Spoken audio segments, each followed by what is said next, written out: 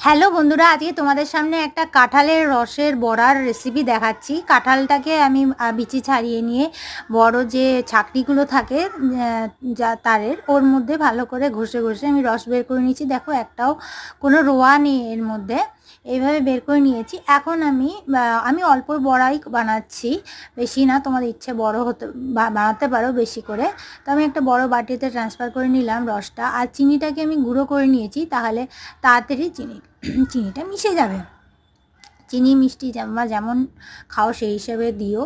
এরপরে এর মধ্যে আমি একটু আটা দিয়ে দিলাম, তারপরে চালের গুঁড়োটা দিয়ে দিলাম। চালের গুঁড়ো দিয়ে তারপরে আমরা এর মধ্যে শুকনো নারকেলের গুঁড়ো যে হয়, সেই শুকনো নারকেলের গুঁড়ো দিয়ে দিলাম।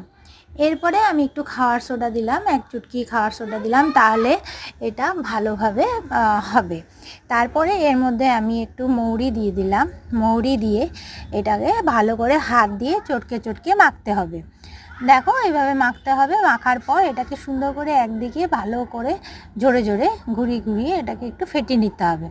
এরকম হবে দেখতে। তারপর আমি কড়াইতে একটু তেল নিয়ে নিয়েছি, এটা ডোবা তেলে করলেই ভালো লাগে। তারপরে এরকম বড়ার শেপ করে আমরা তেলের মধ্যে ছেড়ে দিব। এটা খেতে খুবই ভালো লাগে। এই বড়াটা তালের বড়ার মতো লাগে খেতে, খুব টেস্ট হয় খেতে। তোমরা বিকালের স্ন্যাক্স হিসাবে খেতেই পারো। তারপরে এটা আমরা একটু ভালো করে সাবধানে আলতো হাতে এটাকে একটু উল্টে নিতে হবে।